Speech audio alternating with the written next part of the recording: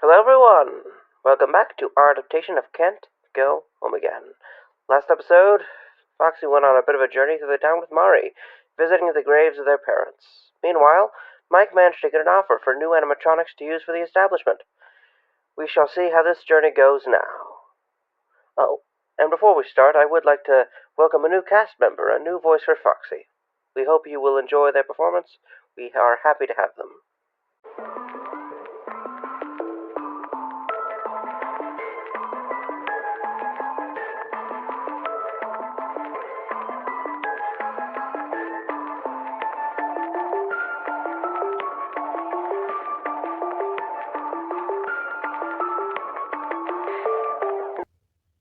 Mike knew that the marionette was staring at him all morning. Mike was getting ready for the trip over to Glenn's restaurant and could tell Mary was not happy about it. It's going to be a long drive. I just hope the van doesn't break down on the way there. Well, it's a good thing you're going alone then. Ah, yeah, it's going to be real fun hiking through the desert in the afternoon. Maybe Chipper could keep you company. Okay, fine. If you were going to act like this, I can bring you along. But we can't risk you getting into a stunt like last night. Though, we will have to ask for someone to look after Foxy. He can't go back to the warehouse. You're right, we shouldn't leave him alone. So let's bring him with us. Oh, that's a wonderful idea. In fact, the more the merrier. Let's go dig up Springtrap and drive him there too. I can show off the corpse to Glenn. You and Foxy can puppeteer him like Weekend at Bernie's and do a bunch of funny voices, huh? Huh? Mari, we're already pushing it with you. No way am I bringing Foxy out in public over there. Here, I will call over Jeremy to watch him.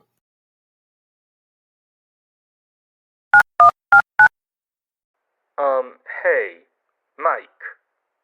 Hey, Jeremy. I'm going to be out for a little while. I wanted to ask if you could come over and look after Foxy while I'm gone. I, fine. I would argue, but I know I would just end up saying yes anyways. Thanks, Jeremy. See you when we get back.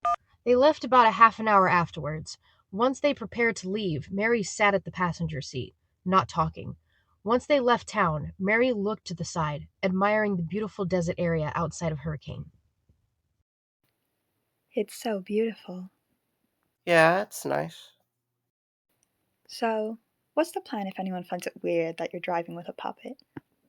I'll just tell them that you're my robot assistant. Hello, I am Mary, the robo butler. See, just like that. Are you used to traveling?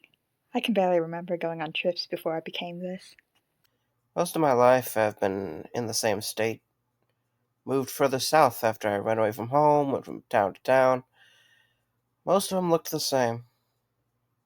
If it weren't for the pizzeria, I was thinking of heading to California. Or Maine, or just anywhere else to get out of all of this apathy. But when I got to Freddy's, it felt like a new world. Your experiences there, from what you've described, sound interesting for sure. Yep. I still remember stuff like the sword fight. That. What? Oh, I didn't tell you? Yeah, so one time, there were some cute girls from an academy fencing club at the pizzeria. One of them left a bag of swords there, so it was still there at night. Foxy stumbled on them and he grabbed two of the swords. He walked to the office and challenged me to a sword fight, saying, "You're a night guard. Best me, and I will remain in me cove for a week. I shall give you no grief." We did it, and our duel went to the pizzeria. We even fought on the tables. After a while, I won, and he kept his word. Okay, quick question. When did you realize we were haunted again? I realized when I met you. Beforehand, I just rationalized that you were all living robots. You didn't suspect anything sooner. Eh. Okay, okay. Oh my god, this is why Foxy had a sword that time I visited. Ah, you visited them. Did they ever mention me? Uh, Occasionally they share stories about night guards. Like this one who drew on their faces before they could move. Ah, yeah, that was me. Mike, what the hell? The drive was overall peaceful. After a lengthy trip, they ended up in the city. It was a nice looking place. After a little more driving, they finally arrived at the center of the city, where Chipper and Sons Lumber Co. was located. It was a fairly big establishment with a sign depicting the characters at the front. All right. Later on, I want you to go in to check the robots here, just to be safe. Got it. I'll make sure they don't see me. Thanks. Just getting more suspicious now that we're closer to the place. Mike parked off to the side. The parking lot was empty. He walked up to the building, entering from the front. When Mike entered, he saw the front room.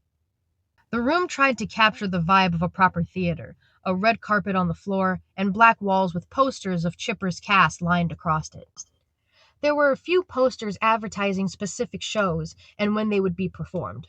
There was a girl with curly light brown hair behind the counter at the front desk, in a green button up uniform. She was slouched backwards reading a comic book with a cigarette in her mouth. She had an entire pile of chewed bubblegum on the desk next to a set of cigarette packs.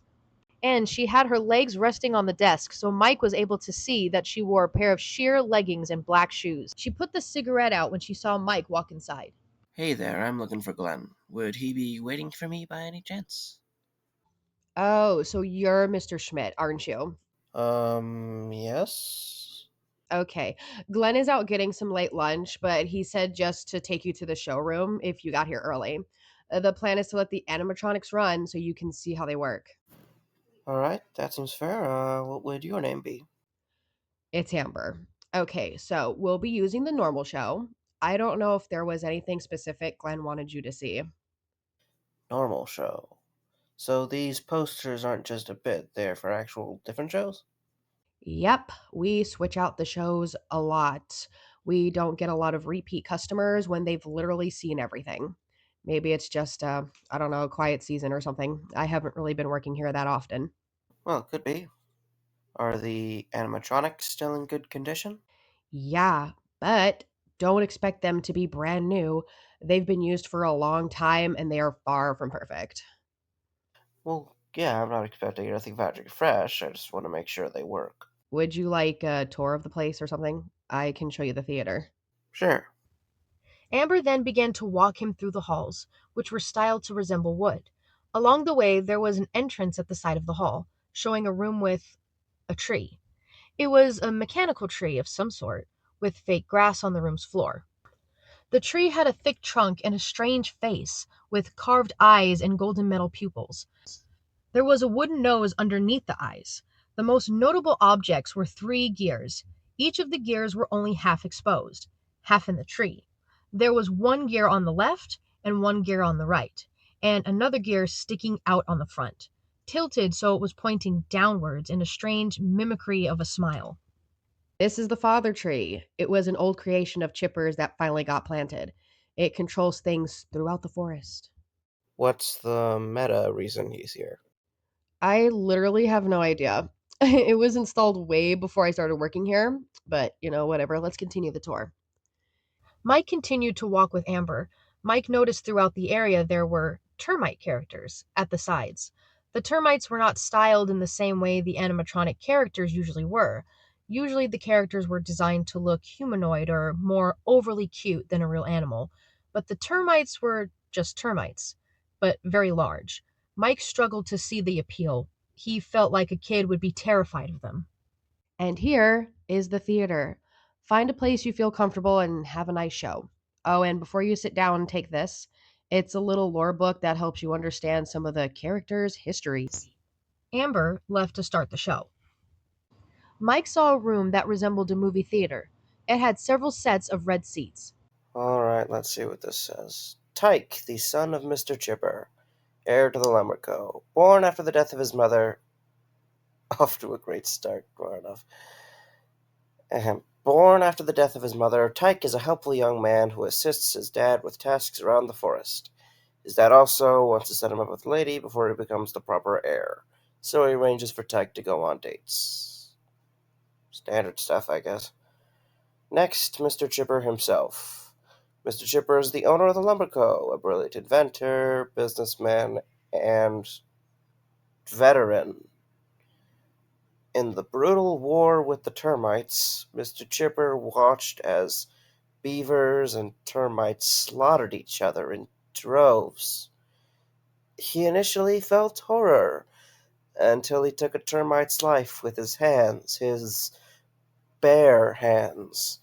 Then he understood the true bloodlust of a warrior. He would slaughter thousands as a soldier, and even after his time in the military, he would find ways to kill termites, sometimes dressing himself as a termite to lure in victims, sometimes building bombs and painting the forest red with the blood of his enemies. On rare occasions, he would even bake their corpses into pie and feast upon them. Who the hell is this for? Mari! Mari, what are you doing here? Oh, I just wandered in. Managed to sneak past them. Mari, why? I was curious about the animatronics. Mari, I was going to take you here later anyways. I could have found a way to start the show myself. They're going to see you. They didn't see me when I came in. If they do see me, we can just do the robos as an excuse. This place looks nice. Not the first establishment to focus on entertainment over the more active stuff. Seems like a good way to placate the kids. Ha! You would think so, but no. Right about now, the kids would be up out of their seats running down the aisle. If this show does not start soon, I might need to do that myself. My legs are starting to fall asleep. Stage Manager program activating. Stage manager. That sounds familiar. There was a spotlight on stage, now showing a small beaver character, Tyke. Hello, everybody. Make sure to turn off flash photography. Soon, the stage altered, as the larger beaver animatronic came onto the stage. Hello, everybody. My name's Chipper. This is my son, Tyke. I'm glad to see everyone here. I've been a lumberjack, actor, inventor, and screenwriter for years now, and I am always glad to see all the big crowds. Mike and Mary both looked around, seeing the empty theater. Seeing all these crowds just feels so rewarding. It's been real hard working all these jobs while raising this boy all by myself ever since his mother passed.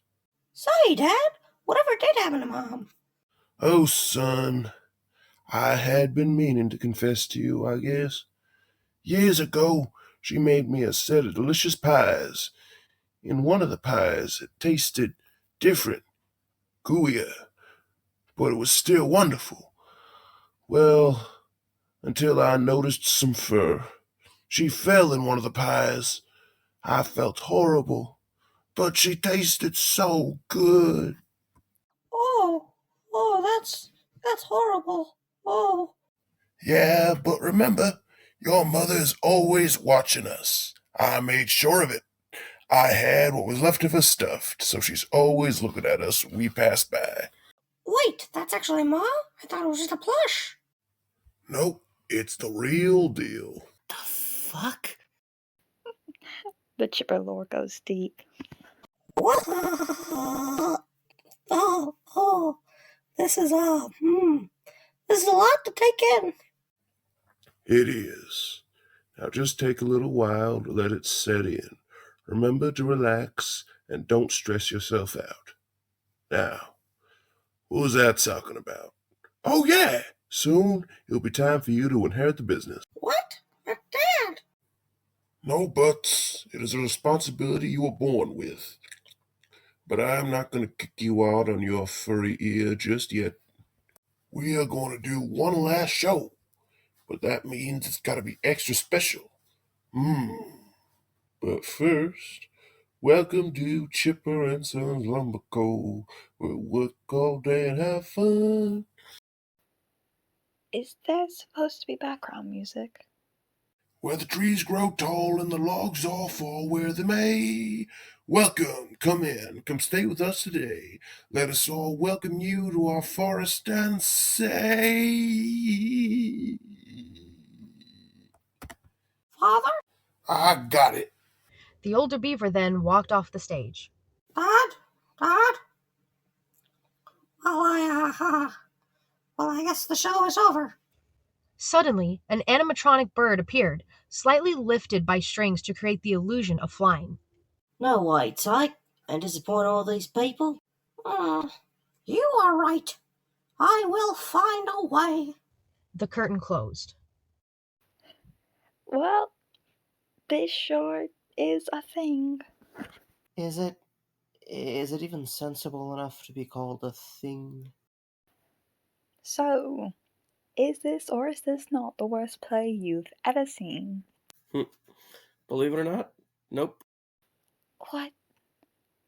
What was the worst one? When I was a kid, my dad took me to see Zandrelix the musical because I loved the movies. The kaiju movies? How do they make those work as a musical? Well, that's the neat thing. They didn't. It was god awful. The sets were terrible. The songs had weird auto-tune noise. And the costumes, dear God, they looked like a high school production. A bad high school production. Oh my god. I still remember it vividly. My dad took me there as a present. After it was over, he took me out to get ice cream because he thought he owed me an apology. The curtains eventually opened again, showing Tyke talking to some kind of termite. The termite had a crown on his head. Your father's inventions have always been on the dangerous side. He has developed many bombs that have seen our people turn to guts on the floor. The termite king drank from a glass cup in his hand, and the machine sparked slightly. Is that actual beer? I installed, I suppose, one of my dad's creations, the father tree. I planted it into the ground, and then this mechanical-looking tree just sprouted up. Yes, I think I've heard of that one. That one. That one. That one. That one. That one. That one. That one. That one. That one. That one. That one. That one. That one. That one.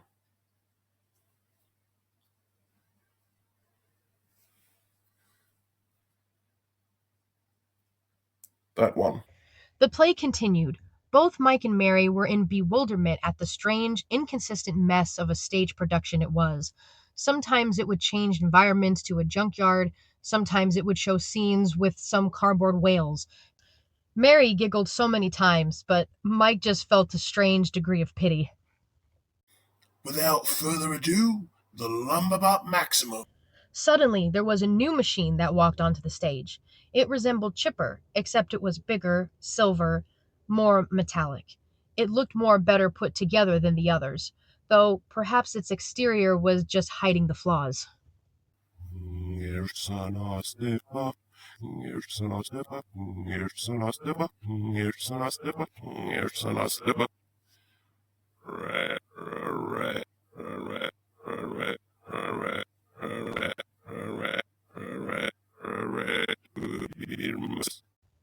The curtains closed again. Was that it? Ah! The light. Fuck my eyes. God, that was so long. Mari? He looked to his side, seeing that Mary was gone. He could hear some footsteps approaching. So, did you like the show?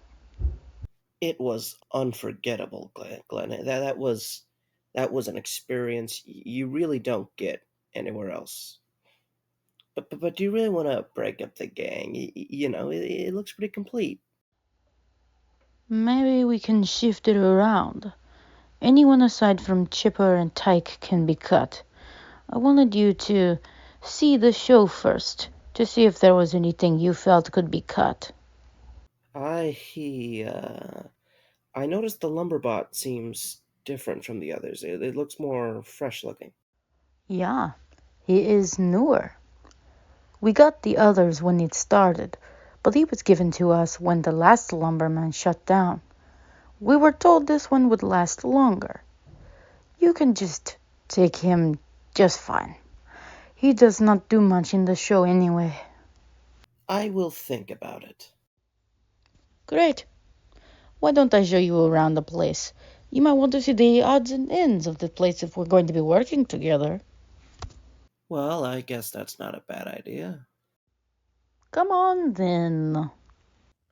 Glenn showed him around. There was a storage room that held the animatronics, a small control room, and Glenn's personal office. Once they were in the office, Glenn showed Mike some pictures on the wall, one of which depicted Glenn standing with Frederick. He would be proud, you know, getting out there and making business calls. I thank you. Thank you. Glenn walked him out and continued to show him some spots of the location. Mike noticed something. Two things, in fact, that were missing. There's no security office or cameras anywhere. No, we don't really need any.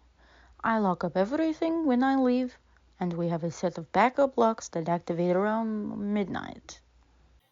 I mean, cameras would still be pretty helpful if someone broke in. Machinery isn't perfect. It's not necessary. Trust me. Not, I should be a good host. Where are you planning to stay the night? Oh, there's a hotel nearby. I was gonna. Here, take some money, kid. On the spot, for me. Okay, I guess. Glenn handed Mike the money and left the establishment. When he got to the car, he looked back to see Mary. So, the show was an event. That's one way of putting it.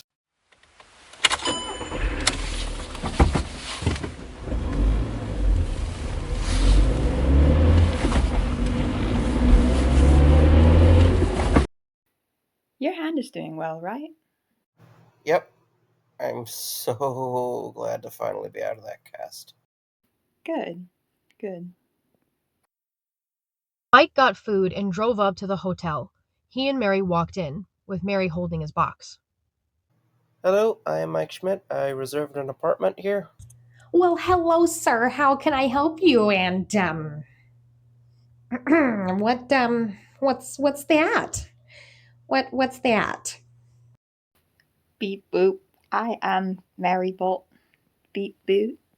Don't mind him, he's just my little assistant. Ah, I see. Well, isn't that lovely? Yes.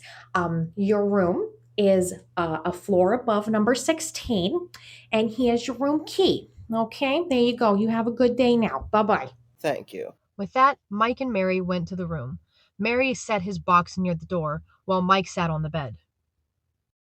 So, contemplating your epic choice? Oh, please don't play with me, Maury. I drove miles to get here, and now we are screwed no matter what I do. I have half a mind to ditch town and say something important came up. Even then, he might show up in Hurricane in a couple days trying to offer up one of the cardboard whales. Well, they did have the best joke. Yeah. Maybe it's not totally hopeless. Maybe we can ask Fritz to adjust the tech, I guess. Maybe there's potential. We would just have to fix him up. It would be difficult, but feasible. Mike began to eat his food. Well, this seems nice at least. Food tastes great. The apartment seems like it'll be nice to stay for a while. Hell, I still have plenty of money from Glenn left. He gave you money? Yeah, he seemed like he really wanted to rush me out. It was weird. Really weird. Was there anything else he said? Well, he mentioned that they have to lock their doors at night, and they don't have cameras.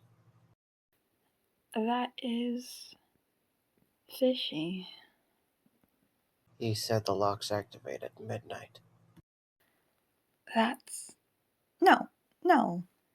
Freddy's only lasted so long because of wealth, the scale of the company, and lots of planning and legal loopholes. I don't think something like Glenn's place would be able to get away with shoplifting. And even if there were new haunted robots, why would he give one to you? Who would be stupid enough to give away living robots? You could easily tie it back to him and he would be giving away evidence of his crimes. Right. All good points. How about you get some shut-eye? I turn your box on and you have a good rest.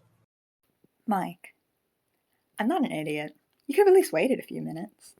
All right, fine. We can both stay here. How about I try to find some cheesy horror movies? We can watch some proper garbage to wash down the play. That sounds better. All right, how about you come sleep over here? It's weird to sit on two different beds watching one TV, right? Meanwhile, back at the house, Jeremy looked at the grandfather clock. He felt it was late enough that he could try leaving.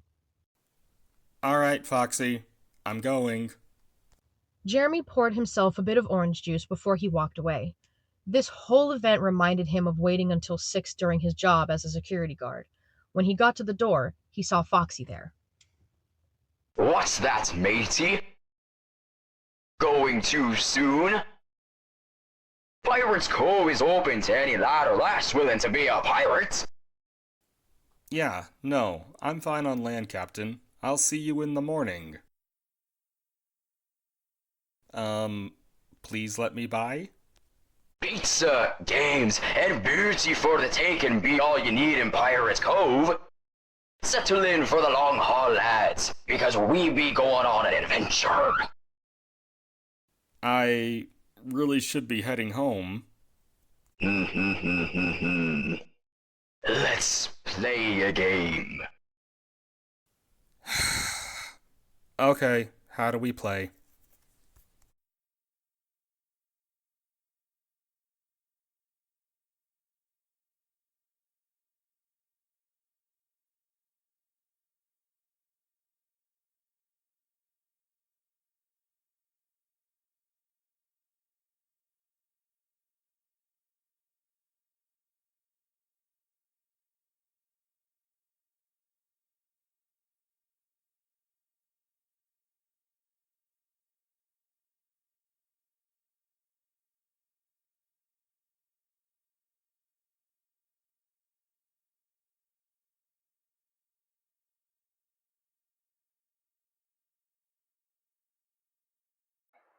Hello, everyone. Studios Radio Show.